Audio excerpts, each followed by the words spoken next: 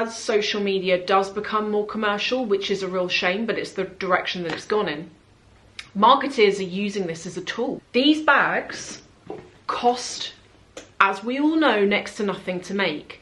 So when a brand gifts a designer bag to an influencer, it's basically a nothing. Social media marketing is a powerful tool in a marketeer's toolbox, so to speak. And it doesn't matter whether you're a viewer or a content creator yourself.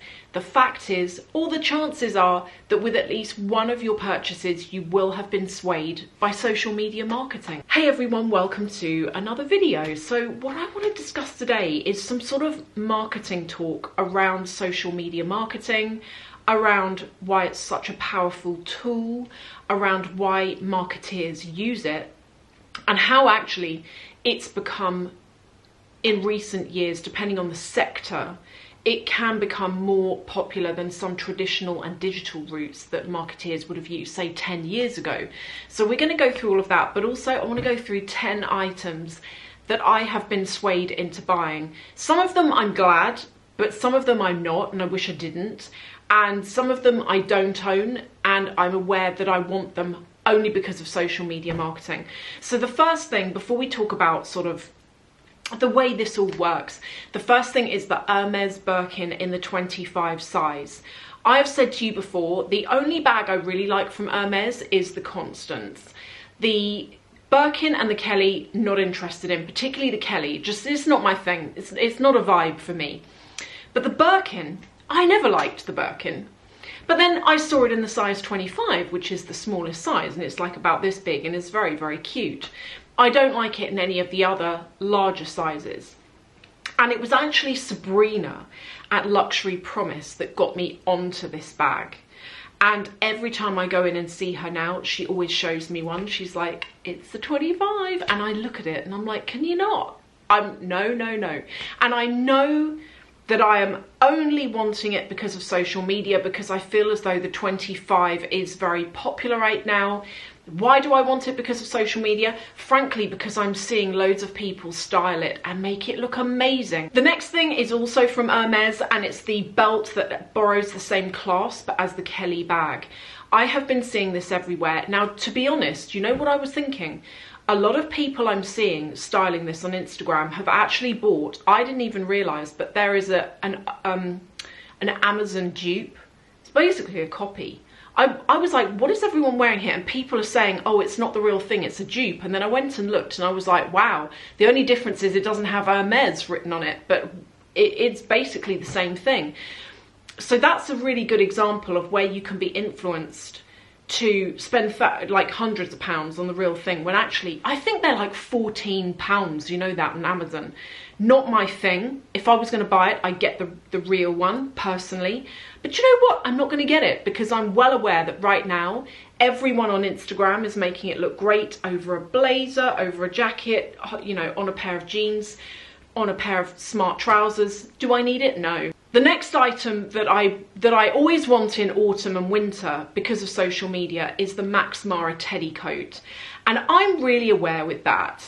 That is a trend, even though I think it's one that's here to stay. It came out when?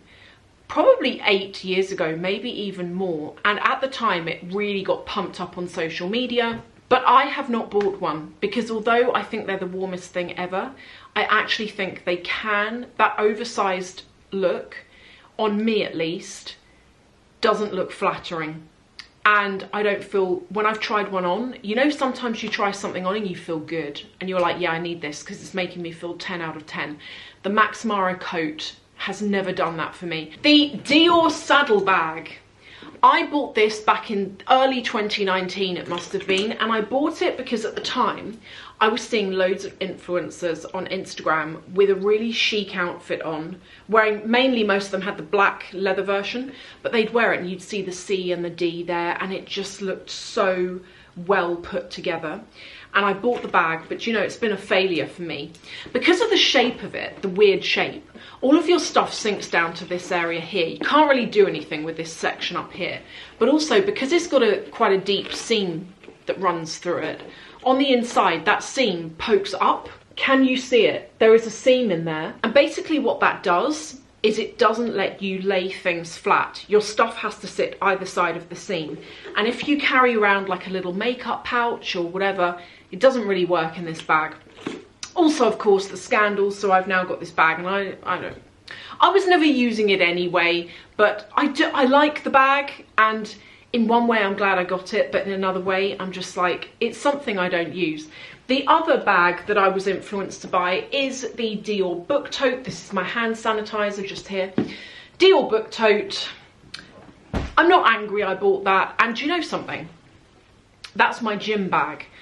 And I'm actually still wearing that to the gym because I haven't got anything to move on to. I haven't got anything to transfer into. And I don't know, you know, do I keep using it given what's gone on? I mean, after all, that is the bag that cost 53 euros to make. But it is what it is, you know? What would you do? The Bottega Jodie, again, bought this bag. It didn't work for me. I sold it. It's a shame because I actually wore it twice. I wore it to a party and then I wore it out for dinner one evening with David. Didn't work for me, so I sold it. Again, a big push from social media. I saw a lot of people on Instagram styling it, making it look epic. The Fendi Come On bag. I bought this but only because of social media.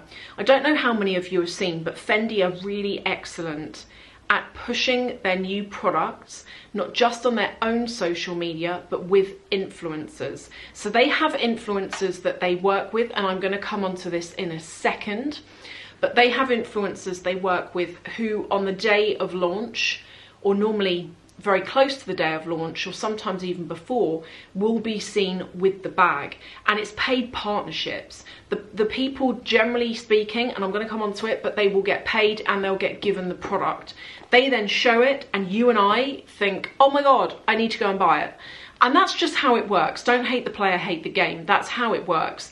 But you will also have noticed that some influencers get sent these beautiful big boxes and they lift the lid.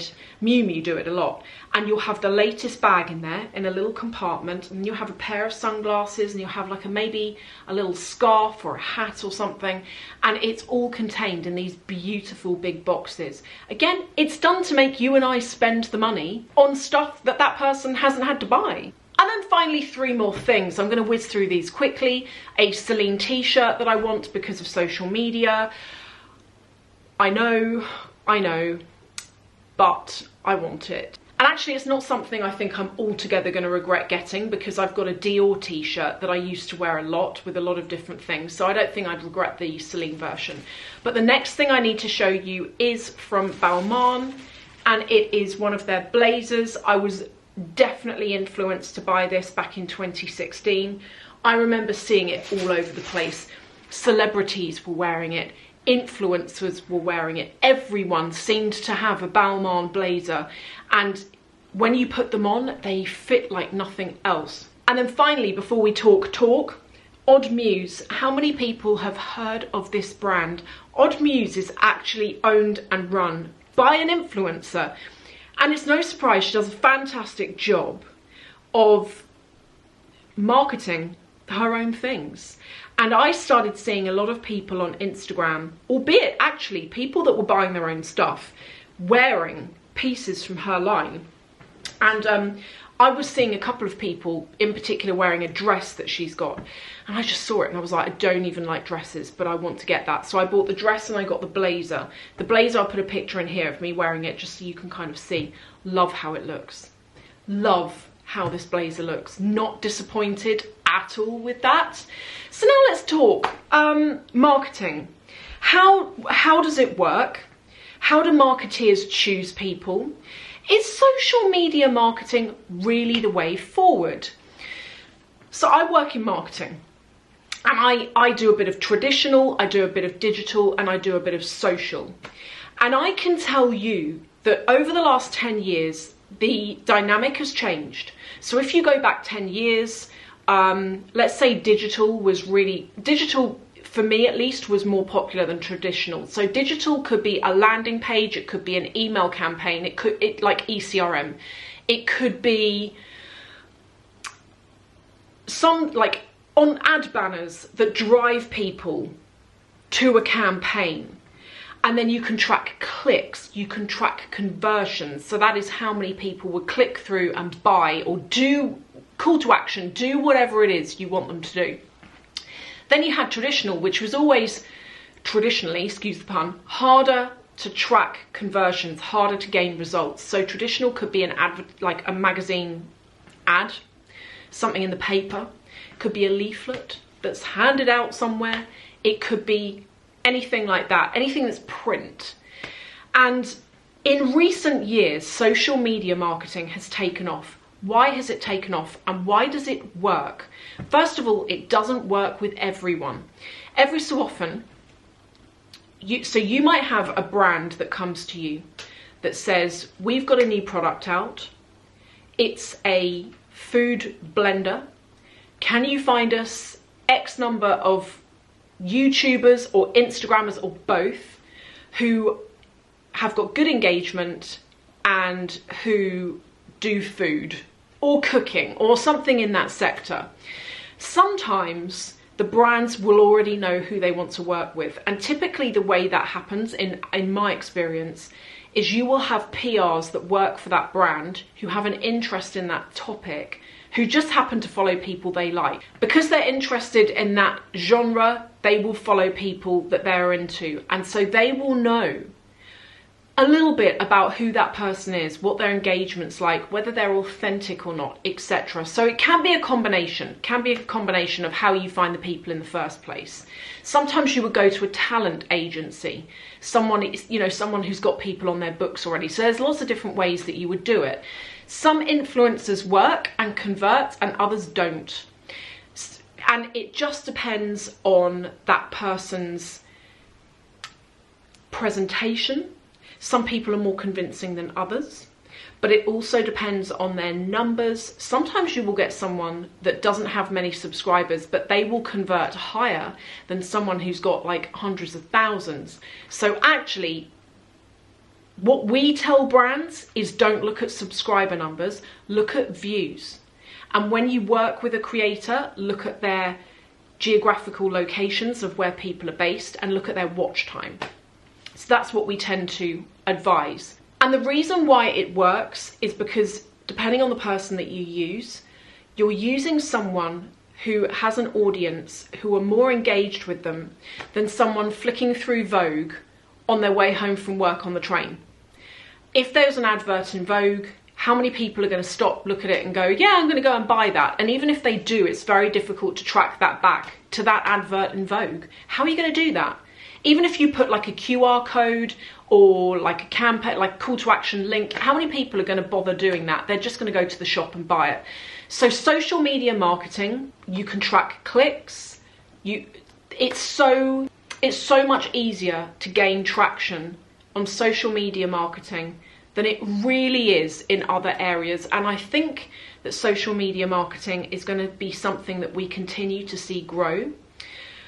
I think that as social media does become more commercial, which is a real shame, but it's the direction that it's gone in, marketers are using this as a tool.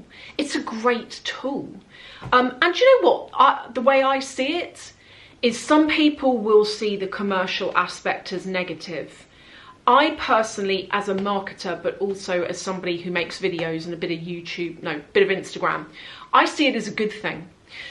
Because if I can talk about a brand that I've never heard of, that you've never heard of, and we both really like the stuff, I think that's a good thing.